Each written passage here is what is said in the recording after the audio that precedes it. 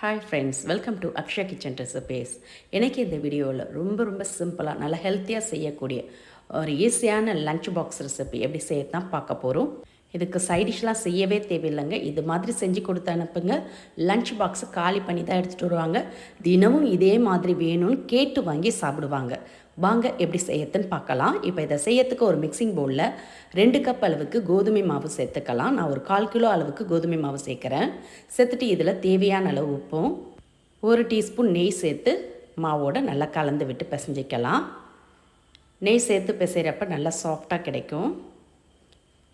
இப்போ மாவோட நல்லா எல்லா இடம் பரவுற மாதிரி ஃபஸ்ட்டு நல்லா கலந்துக்கங்க. கலந்த பிறகு இதில் தேவையான அளவு தண்ணீர் விட்டு நம்ம நார்மலாக சப்பாத்திக்கு பிசைவோம்ல அதே மாதிரி மாவை சாஃப்டாக பிசைஞ்சிக்கலாம். இது மாதிரி நல்லா இறுக்கமாக பிசைஞ்சிட்டு இதை அப்படியே ஒரு பிளேட் போட்டு மூடி வச்சிடலாம். ஒரு 5லேருந்து 6 நிமிஷம் ஊறட்டும். அப்போ தான் கோதுமை மாவு நல்லா சாஃப்டாகும், திரட்டவும் ஈஸியாக இருக்கும்.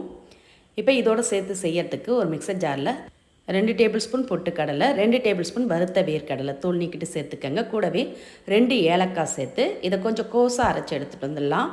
ரொம்ப நைஸாக பவுட்ரு பதத்துக்கு இல்லாமல் இது மாதிரி கொஞ்சம் லைட்டாக ரவை பதத்துக்கு அரைச்சி எடுத்துக்கங்க. இப்போ இதை அப்படியே ஒரு மிக்சிங் பவுலில் மாற்றிக்கலாம். இது மாதிரி மிக்சிங் பவுலில் மாற்றி எடுத்து வச்சுக்கோங்க. அப்படியே இருக்கட்டும். இப்போ ஒரு ஃப்ரை பேனை சூடு பண்ணியிருக்கேன். அதில் 1/2 டீஸ்பூன் அளவுக்கு நெய் ஊற்றிக்கலாம். நெய் சூடானதும் இதோட 1/2 கப் அளவுக்கு துருவின ஃப்ரெஷ்ஷான தேங்காய் சேர்த்து இந்த நெய்யிலே வறுத்துக்கலாம். தேங்காயில் இருக்க ஈரப்பதம் பூரா வற்றி நல்லா ட்ரை ஆகணும். நெய்யிலே வறுக்கிறதுனால நல்ல மணமாகவும் இருக்கும். இந்த அளவுக்கு நல்லா ட்ரையாக வறுபட்டதும் இப்போ அடுப்பு ஆஃப் பண்ணிவிட்டு இந்த வறுத்த தேங்காவை நம்ம அரைச்சி வச்ச வேர்க்கடலை பொட்டுக்கடலை பொடியோடு சேர்த்துக்கலாம். சேர்த்துட்டு இதோட 1/2 கப் அளவுக்கு நாட்டு சர்க்கரை சேர்த்து நல்லா கலந்துக்கங்க. இது மாதிரி நல்லா எல்லா இடம் பரவுற மாதிரி நல்லா கலந்துக்கலாம். இப்போ ஸ்டஃபிங் ரெடி ஆகிடுது. அப்படியே இருக்கட்டும். இப்போ பிசைஞ்சு மூடி வச்ச மாவை திறந்து பார்த்துக்கலாம். ஒரு 6 நிமிஷம் கிட்ட ஊறி மாவு கொஞ்சம் சாஃப்டாக இருக்குது பாருங்கள். இருந்தாலும் அழுத்தி ஒரு முறை பிசைஞ்சிக்கங்க. அப்போ தான் திரட்ட ரொம்ப ஈஸியாக இருக்கும், சாஃப்டாக. இப்போ பிசைஞ்ச மாவுலேருந்து இது மாதிரி சப்பாத்திக்கு உருண்டை எடுப்போம்ல அந்த சைஸ்க்கு உருண்டை எடுத்து உருட்டி வச்சுக்கலாம். இப்போ உருட்டி எடுத்து வச்ச மாவை இது மாதிரி திரட்டுற மனையில் வச்சு ஃபஸ்ட்டு சின்னதாக திரட்டிக்கங்க. திரட்டிட்டு இப்போ இதில் நம்ம கலந்து வச்ச ஸ்வீட் ஸ்டஃபிங்லேருந்து ஒரு 2 டேபிள் ஸ்பூன் அளவுக்கு எடுத்து மாவோட நடுவில் வச்சுடுங்க. வச்சுட்டு இது மாதிரி மாவோட ஓரங்கள் எல்லாத்தையும் ஒன்று சேர்த்து அப்படியே அழுத்தி சீல் பண்ணிக்கோங்க. இந்த அளவுக்கு ஸ்டஃபிங் வெளியே வராத மாதிரி அழுத்தி சீல் பண்ணிவிட்டு இப்போ அது மேலே கோதுமை மாவை கொஞ்சமாக தூவி திரட்டிக்கலாம். ரொம்ப அழுத்தி தேய்க்காமல் இது மாதிரி லைட்டாக தேய்ச்சி விடுங்க. ரொம்ப மெலிசாவும் தேய்க்காமல் கொஞ்சம் திக்காக தேய்ச்சி எடுத்துக்கலாம். இந்த அளவுக்கு கொஞ்சம் திக்காக இருந்தால் தான் ஸ்டஃபிங் வெளியே வராமல் இருக்கும். பாருங்கள், தேய்ச்சதில் ஸ்டஃபிங் வெளியே வரல. இப்போ இதை எடுத்து தவாவில் போட்டு சுட்டு எடுத்துக்கலாம். மீதமுள்ள மாவை இது மாதிரி ஸ்டஃபிங் வச்சு தேய்ச்சி எடுத்து வச்சுக்கோங்க. இப்போ தவா சூடானதும் அதில் கொஞ்சமாக நெய் விட்டு தேய்ச்சி எடுத்த மாவை போட்டு ஒரு சைடு வெந்ததும் திருப்பி போட்டுக்கோங்க. திருப்பி போட்டு இன்னொரு சைடு வெந்ததும்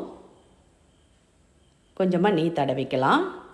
இது மாதிரி 2 சைடுமே கொஞ்சமாக நெய் விட்டு தடவிடுங்க. நல்லா சாஃப்டாக இருக்கும். நீண்ட நேரத்துக்கு நல்லா ப்ளஃபியாக உப்பி வருது பாருங்கள். ரொம்ப சாஃப்டாக நல்ல சுவையான ஸ்வீட் ஸ்டஃப்டு சப்பாத்தி ரெடி ஆகிடுது. ஓரங்கள்லாம் நல்லா ப்ரெஸ் பண்ணி விடுங்க. அப்போ தான் நல்லா வெந்து இது மாதிரி செவந்து வரும். இப்போ 2 சைடுமே வெந்து செவந்ததும் எடுத்து பிளேட்டுக்கு மாற்றிக்கலாம். இது மாதிரி ஒரு தடவை நீங்கள் லஞ்ச் பாக்ஸில் கொடுத்து விட்டு அனுப்பிச்சி பாருங்கள். இனி தினமும் வேணும்னு கேட்டு வாங்கி சாப்பிடுவாங்க. அந்த அளவுக்கு நல்லா சூப்பராக சாஃப்டாக அருமையாக இருக்கும். நல்லா ஹெல்த்தியான ஃபில்லிங்கான பிரேக்ஃபாஸ்ட்டாகவும் இருக்குங்க. இதை நீங்கள் ஸ்கூல் விட்டு வரும் பசங்களுக்கு கூட மாலை நேர உணவாக செஞ்சு கொடுக்கலாம். எப்போவும் ஒரே மாதிரி செய்யாமல் இது மாதிரி ஃபில்லிங்காக டிஃப்ரெண்ட்டாக ஒரு முறை ட்ரை பண்ணி பாருங்கள். ட்ரை பண்ணி பார்த்துட்டு உங்களோட கருத்துக்களை கமெண்டில் தெரிவிங்க. இது அப்படியே சாப்பிட கொடுக்கலாம். இது மேலே கொஞ்சமாக தேன் விட்டு நீங்கள் சாப்பிட கொடுத்தீங்கன்னா மேலேயும் ஸ்வீட்னஸோடு அருமையாக இருக்கும். இந்த ரெசிபி பிடிச்சிருந்தால் வீடியோக்கு ஒரு லைக் கொடுங்க. ஃப்ரெண்ட்ஸ் அண்ட் ரிலேட்டிவோட இந்த வீடியோவை நிறைய ஷேர் பண்ணுங்கள். மறக்காமல் நம்மளுடைய சேனலையும் சப்ஸ்கிரைப் பண்ணிவிடுங்க.